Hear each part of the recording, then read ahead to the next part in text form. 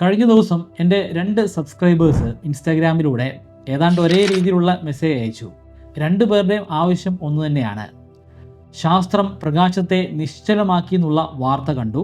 അതിൻ്റെ പിന്നിലുള്ള സത്യം എന്താണെന്ന് മനസ്സിലാക്കണം. ഇതുകൊണ്ട് മനുഷ്യന് എന്തൊക്കെ പ്രയോജനമാണ് ലഭ്യമാകാൻ പോകുന്നതെന്ന് മനസ്സിലാക്കണം. അതിനെക്കുറിച്ചൊരു വീഡിയോ ചെയ്യണം. അങ്ങനെയാണ് ഞാൻ ഈ വീഡിയോയിലേക്ക് എത്തിച്ചേരുന്നത്. ഇത് ഞാൻ ഗൂഗിളിലൊന്ന് സെർച്ച് ചെയ്ത് നോക്കി. റെലവൻ്റ് ആയിട്ടുള്ള വെബ്സൈറ്റുകളിൽ ഇതിനെക്കുറിച്ചുള്ള വളരെ ഡീറ്റെയിൽഡ് ആയിട്ടുള്ള വാർത്തകൾ ഞാൻ കണ്ടു. അതിൻ്റെ അടിസ്ഥാനത്തിൽ യഥാർത്ഥത്തിലുള്ള ആ ശാസ്ത്ര പ്രബന്ധം ഞാൻ ഗൂഗിൾ സ്കോളറിൻ്റെ സഹായത്താൽ കണ്ടെത്തി. അതിൻ്റെ അടിസ്ഥാനത്തിലാണ് ഞാൻ ഈ വീഡിയോ ചെയ്തിരിക്കുന്നത്. പ്രകാശത്തെ നിശ്ചലമാക്കിയെന്ന് കേൾക്കുമ്പോൾ നമുക്ക് സ്വാഭാവികമായിട്ടും ഒരുപാട് സംശയങ്ങളുണ്ടാകും. പ്രകാശം 1 സെക്കൻഡിൽ 3 ലക്ഷം കിലോമീറ്റർ വേഗതയ്ക്ക് അടുത്തുള്ള വേഗതയിലാണ് സഞ്ചരിക്കുന്നത്. അങ്ങനെ അത്രയും വേഗതയിൽ സഞ്ചരിക്കുന്ന പ്രകാശത്തെ എങ്ങനെയാണ് നമുക്ക് പിടിച്ചു നിർത്താൻ സാധിക്കുന്നത്? അങ്ങനെ പിടിച്ചു നിർത്താൻ സാധിക്കുകയാണെങ്കിൽ സമയം പോലും നിശ്ചലമായി പോകില്ലേ? പ്രകാശത്തെ നിശ്ചലമാക്കുന്നത് മെമ്മറിയുമായിട്ട് എങ്ങനെയാണ് ബന്ധപ്പെട്ടിരിക്കുന്നത്? നമ്മൾ പഠിച്ചു വയ്ക്കുന്ന കാര്യങ്ങളൊക്കെ മറന്നു പോകുന്നത് പ്രകാശ വേഗതയിലാണെന്ന് പോലും പലപ്പോഴും നമുക്ക് തോന്നാറുണ്ട്. എന്തുകൊണ്ടാണ് നമുക്കത് ഒരുപാട് നാളത്തേക്ക് ഓർത്തു വയ്ക്കാൻ സാധിക്കാത്തത്? പഠിക്കുന്നതൊക്കെ മറക്കാതിരിക്കുകയാണെങ്കിൽ അത് എന്തൊക്കെ സൗഭാഗ്യങ്ങളായിരിക്കും നമുക്ക് സൃഷ്ടിക്കാൻ പോകുന്നത്? നിങ്ങൾക്ക് മെമ്മറിയുമായി ബന്ധപ്പെട്ട് എന്തെങ്കിലും പ്രശ്നമുണ്ടെങ്കിൽ തീർച്ചയായിട്ടും നിങ്ങളുടെ പഠന രീതി മൊത്തത്തിൽ പൊളിച്ചെഴുതേണ്ടതായിട്ടുണ്ട്. പുതിയ പഠന രീതികളും മെമ്മറി ട്രിക്കുകളും ഒക്കെ നിങ്ങൾ ഉപയോഗിക്കണം. അതിലൂടെ നിങ്ങൾ പഠിക്കുന്ന കാര്യങ്ങൾ ദീർഘനാളത്തേക്ക് ഓർത്തു വയ്ക്കാനും കോമ്പറ്റേറ്റീവ് എക്സാമുകൾ ഉയർന്ന മാർക്ക് സ്വന്തമാക്കാനും സാധിക്കുന്നതാണ്. ഇത്തരത്തിൽ വ്യത്യസ്തമായിട്ടുള്ള 25ഓളം മെമ്മറി ട്രിക്കുകളും മെത്തേഡുകളും വിശദീകരിക്കുന്ന ഒരു മെമ്മറി ഇംപ്രൂവ്മെൻറ്റ് കോഴ്സ് ബ്രൈറ്റ് കേരളത്തിൻ്റെ വെബ്സൈറ്റിലും ആൻഡ്രോയിഡ് ആപ്ലിക്കേഷനിലും ഇപ്പോൾ ലഭ്യമാണ്. 3000 രൂപയാണ് കോഴ്സിൻ്റെ ഫീ. പക്ഷേ ഇപ്പോൾ നിങ്ങൾ രജിസ്റ്റർ ചെയ്യുകയാണെങ്കിൽ 20% ഡിസ്കൗണ്ട് ലഭിക്കുന്നതാണ്. അതിനുവേണ്ടി MBK20 എന്ന പ്രോമോ കോഡ് ഉപയോഗിക്കുക. ഈ കോഴ്സിനെ കുറിച്ച് പറയാൻ വേണ്ടി വെറുതെ ഞാൻ മെമ്മറി ഇവിടെ കൊണ്ടുവന്നതല്ല. ഈ കണ്ടുപിടുത്തത്തിന് മെമ്മറിയുമായിട്ട് വലിയ ബന്ധമുണ്ട്. ലോകത്തെ മാറ്റിമറിക്കാൻ പോലും സാധിക്കുന്ന ഒരു വലിയ കണ്ടെത്തലിൻ്റെ തുടക്കമാണ് ഇപ്പോൾ യാഥാർത്ഥ്യമായിരിക്കുന്നത്. നമുക്ക് സാധാരണക്കാരൻ്റെ ഭാഷയിൽ വളരെ വിശദമായി തന്നെ ഈ ശാസ്ത്ര പ്രബന്ധം ഒന്ന് പരിശോധിച്ചു നോക്കാം.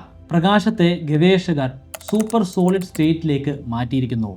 സൂപ്പർ സോളിഡ് സ്റ്റേറ്റ് കൊണ്ട് അർത്ഥമാക്കുന്നത് ഇതിന് സോളിഡിൻ്റെ സ്വഭാവമുണ്ട്, അതുപോലെ സൂപ്പർ ഫ്ലൂയിഡിൻ്റെ സ്വഭാവം ഉണ്ടെന്നാണ്. സോളിഡ് എന്താണെന്ന് നമുക്കറിയാം. ഒരു കല്ലെടുത്തു കഴിഞ്ഞാൽ ആ കല്ലിന് സോളിഡിൻ്റെ അല്ലെങ്കിൽ ഖര സ്വഭാവമാണ് ഉള്ളത്.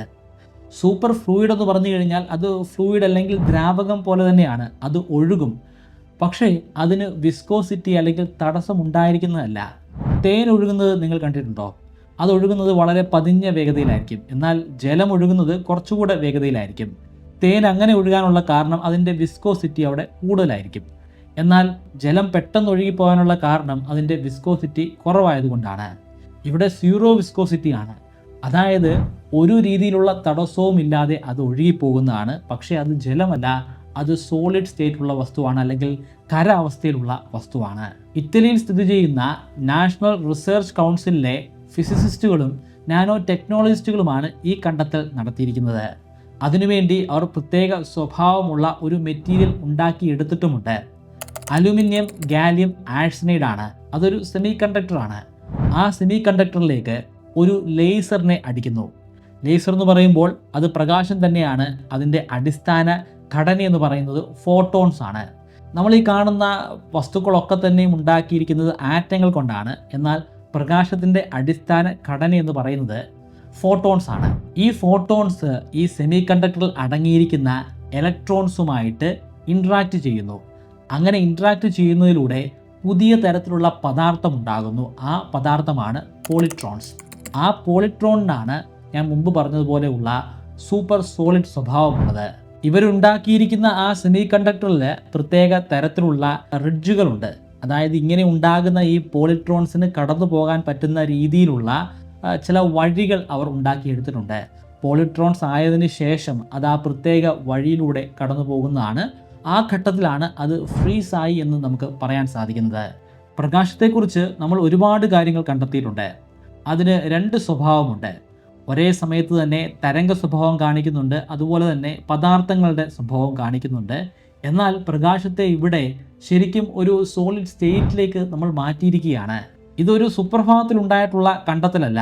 ഇതുമായി ബന്ധപ്പെട്ട് മുൻകാലങ്ങളിൽ ഒരുപാട് പഠനങ്ങൾ നടത്തിയിട്ടുണ്ട്, ഒരുപാട് പ്രബന്ധങ്ങൾ പബ്ലിഷ് ചെയ്തു വന്നിട്ടുണ്ട്.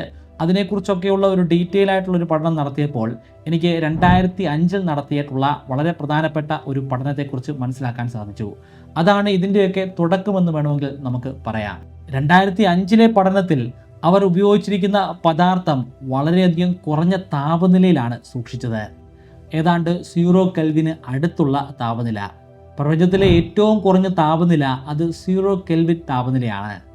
പക്ഷേ നമുക്ക് ഒരിക്കലും 0 കെൽവിൻ താപനില ഉണ്ടാക്കാൻ സാധിക്കില്ല. പ്രപഞ്ചത്തിൽ എവിടെ നോക്കിയാലും 0 കെൽവിൻ എന്ന് പറയുന്ന ഒരു താപനില ഉണ്ടാവില്ല. അതിൻ്റെ വളരെ അരികിൽ വരെയുള്ള ഒരു താപനില മാത്രമേ ഉണ്ടാക്കാൻ സാധിക്കുകയുള്ളൂ.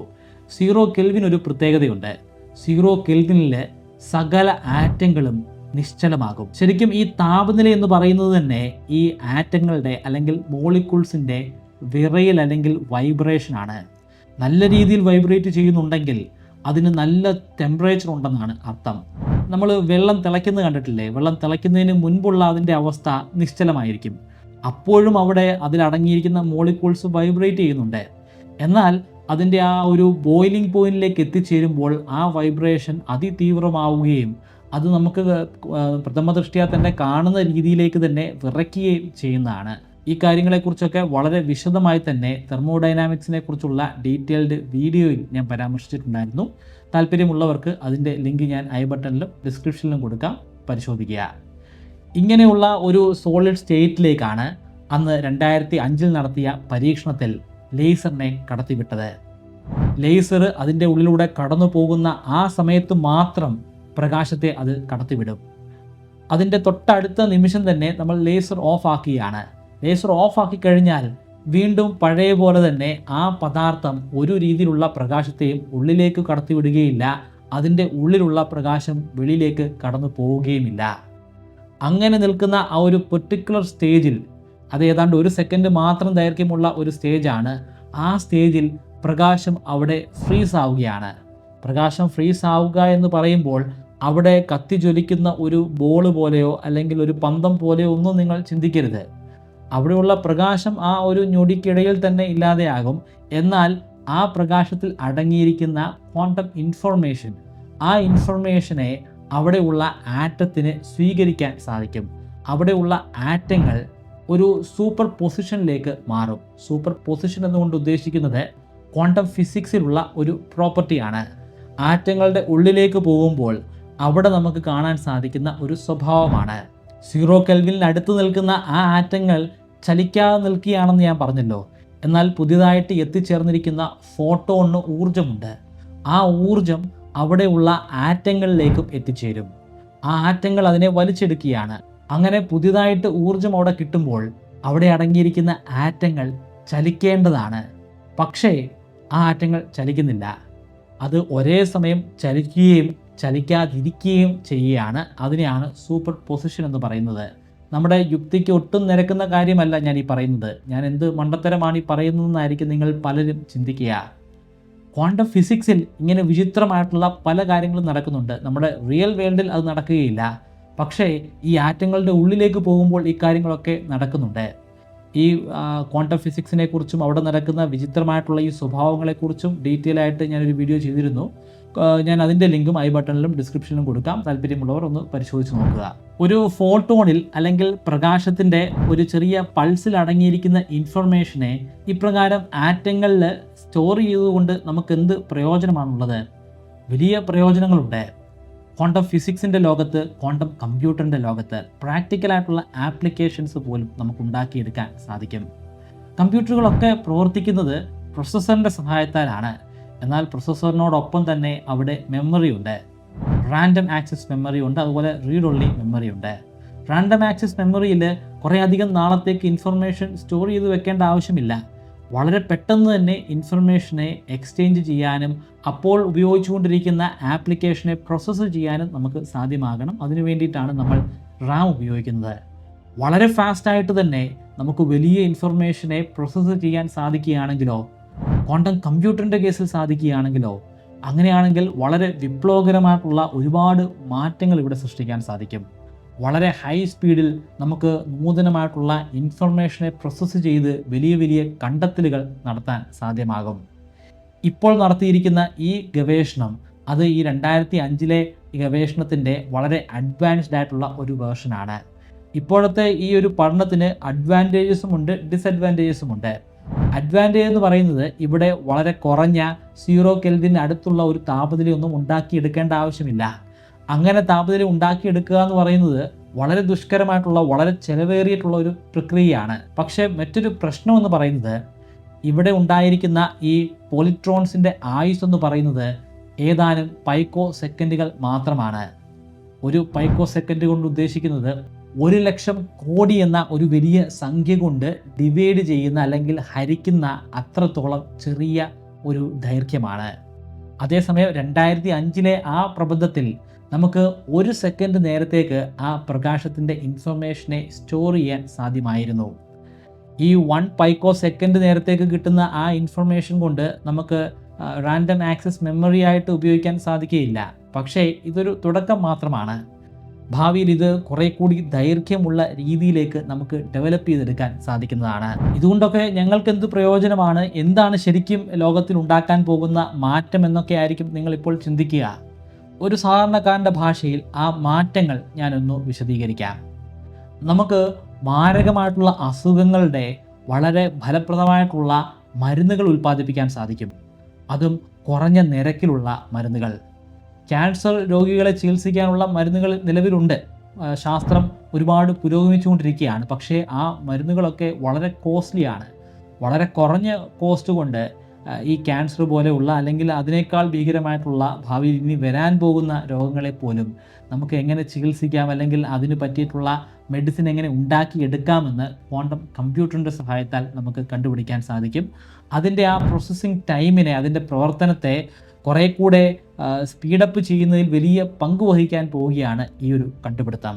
ഒരു മരുന്നിൻ്റെ ഉള്ളിൽ പലതരത്തിൽ വ്യത്യസ്തമായിട്ടുള്ള കെമിക്കലുകളുണ്ട്. ഓരോ കെമിക്കലുകളുടെയും പ്രൊപ്പോസിഷൻ ഡിഫറൻ്റ് ആണ്. അങ്ങനെ ഒരു മെഡിസിൻ ഉണ്ടാക്കിയെടുത്തു കഴിഞ്ഞാൽ ആ രോഗത്തെ നമുക്ക് ചികിത്സിച്ച് മാറ്റാൻ സാധിക്കുമായിരിക്കും. പക്ഷേ അതുകൊണ്ട് ഒരുപാട് സൈഡ് എഫക്ട്സ് നമുക്കുണ്ടാവാം. എങ്ങനെയുള്ള സൈഡ് എഫക്റ്റുകളാണ് ഉണ്ടാകുന്നത്, ഓരോ കെമിക്കലുകളും എത്രമാത്രം പ്രൊപ്പോസിഷനിൽ ഉപയോഗിക്കണം, ഏതൊക്കെ കെമിക്കലുകളാണ് ഉപയോഗിക്കേണ്ടത്, ഈ കാര്യങ്ങളൊക്കെ സാധാരണഗതിയിൽ ട്രഡീഷണലായിട്ട് നമ്മൾ കണ്ടുപിടിക്കാൻ ശ്രമിക്കുകയാണെങ്കിൽ അതിന് ഒരുപാട് വർഷങ്ങൾ വേണ്ടി വരും. പക്ഷേ ക്വാണ്ടം കമ്പ്യൂട്ടറിൻ്റെ സഹായത്താൽ ഇതൊക്കെ ഏതാനും ദിവസങ്ങൾ കൊണ്ട് നമുക്ക് കണ്ടുപിടിക്കാൻ സാധിക്കുന്നതാണ്. ഭാവിയിൽ വളരെ സൂപ്പർ ഫാസ്റ്റിൽ പ്രവർത്തിക്കുന്ന ഡിവൈസുകൾ നമുക്ക് ഉപയോഗിക്കാൻ സാധിക്കും. ഡാറ്റ ട്രാൻസ്മിഷൻ അതിശക്തമായ വേഗതയിലായിരിക്കും. ഇപ്പോൾ തന്നെ വലിയ സ്പീഡിലാണ് നമുക്ക് ഡാറ്റ ഉപയോഗിക്കാൻ സാധിക്കുന്നത്. എന്നാൽ അതിനുമൊക്കെ അപ്പുറം നമുക്ക് ചിന്തിക്കാൻ സാധിക്കുന്നതിനും അപ്പുറമുള്ള വേഗതയായിരിക്കും ഇനി കൈവരിക്കാൻ പോകുന്നത്. അത്രയും വേഗത കൈവരിക്കാൻ സാധിക്കുകയാണെങ്കിൽ ഇവിടെ വരാൻ പോകുന്ന സാങ്കേതിക വിദ്യകൾ അത് നമുക്കൊരിക്കലും ചിന്തിക്കാൻ പോലും സാധിക്കുകയില്ല. സയൻസ് ഫിക്ഷൻ സിനിമകളിൽ പോലും നമുക്ക് കാണാൻ സാധിക്കാത്ത പല കാര്യങ്ങളും ഇവിടെ സംഭവിക്കും. ഇപ്പോൾ നമ്മൾ എടുക്കുന്ന ഫോട്ടോസിനേക്കാൾ മികച്ച ക്വാളിറ്റി ഉള്ള ഫോട്ടോസ് എടുക്കാൻ നമുക്ക് സാധിക്കും. ക്വാണ്ടം ഫിസിക്സിനെ കുറിച്ച് കൂടുതൽ കാര്യങ്ങൾ പഠിക്കാൻ നമുക്ക് സാധിക്കും. ക്വാണ്ടം ഫിസിക്സിനെയും ആൽബർട്ട് ഐൻസ്റ്റീൻ്റെ റിലേറ്റിവിറ്റി തിയറിയെയും പരസ്പരം കൂട്ടിച്ചേർത്ത് ഒരു യൂണിഫൈഡ് തിയറി ഉണ്ടാക്കിയെടുക്കാൻ സാധിക്കും. അത് സാധിക്കുകയാണെങ്കിൽ ശരിക്കും ബ്ലാക്ക് ഹോളിൻ്റെ ഉള്ളിൽ അതിൻ്റെ സിംഗുലാരിറ്റിയിൽ എന്താണ് സംഭവിക്കുന്നതെന്ന് നമുക്ക് മനസ്സിലാക്കാൻ സാധിക്കും. ബിഗ് ബാങ്ങിലൂടെയാണ് പ്രപഞ്ചം ഉണ്ടായതെന്ന് നമ്മൾ പറയുന്നല്ലോ. അതിൻ്റെയൊക്കെ തുടക്കമായിട്ടുള്ള ആ സിംഗുലാരിറ്റി അത് ശരിക്കും എന്താണെന്ന് ചോദിച്ചാൽ ശാസ്ത്രത്തിന് ഉത്തരമില്ല. ആ ഉത്തരം കണ്ടുപിടിക്കാൻ പോലും ഇത് നമ്മളെ സഹായിക്കും. ചുരുക്കത്തിൽ ഈ ലോകത്തെ തന്നെ മാറ്റിമറിക്കാൻ സാധിക്കുന്ന കണ്ടെത്തലുകളിൽ ഒന്നാണ് ഇപ്പോൾ നടന്നിരിക്കുന്നത്. അതിൻ്റെ പ്രാഥമിക ഘട്ടമാണെന്ന് നമുക്ക് പറയാം. പക്ഷേ എല്ലാ കാര്യങ്ങൾക്കും ഒരു പ്രാഥമിക ഘട്ടമുണ്ട്. അതിൽ നിന്നാണ് എല്ലാം വളർന്ന് പന്തലിക്കുന്നത്. ഇതും പന്തലിക്കാൻ പോവുകയാണ്. നമ്മുടെ കാലഘട്ടത്തിൽ തന്നെ നമുക്കത് സാക്ഷ്യം വഹിക്കാൻ സാധിക്കുമെന്ന് പ്രതീക്ഷിക്കാം. ഇത്തരത്തിലുള്ള ശാസ്ത്ര ഫാക്റ്റുകൾ അറിയാൻ താല്പര്യമുണ്ടെങ്കിൽ ഈ ചാനൽ ഒന്ന് സബ്സ്ക്രൈബ് ചെയ്യുക.